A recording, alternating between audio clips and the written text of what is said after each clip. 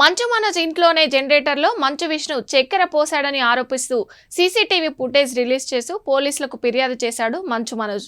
అయితే మంచు మనోజ్ ఫిర్యాదు చేసిన నేపథ్యంలో ఆయన తల్లి మంచు నిర్మల పహాడీ షరీఫ్ పోలీసులకు వివరణ ఇస్తూ తాజాగా లేఖ విడుదల చేశారు.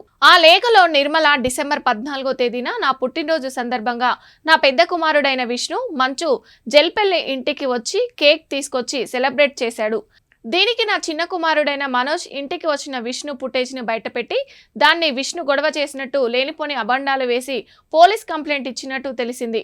నేను చెప్పదలుచుకున్నది ఏమిటంటే నా పుట్టినరోజు సందర్భంగా విష్ణు కేక్ తీసుకొని ఇంటికి వచ్చాడు మరియు తన రూమ్లో ఉన్న సామాన్లు తీసుకున్నాడు.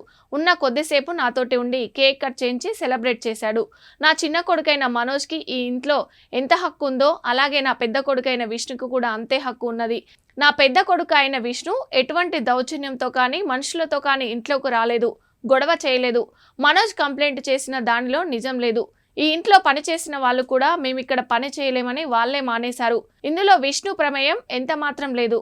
విష్ణు మా జలపెల్లి ఇంటికి వచ్చాడు, నా పుట్టినరోజు సెలబ్రేట్ చేశాడు. విష్ణు గదిలో ఉన్న తన సామాన్లు తీసుకున్నాడు, వెళ్ళిపోయాడు. అంతకు మించి ఇక్కడ జరిగింది ఏమీ లేదని మీకు తెలియజేస్తున్నానని పేర్కొన్నారు.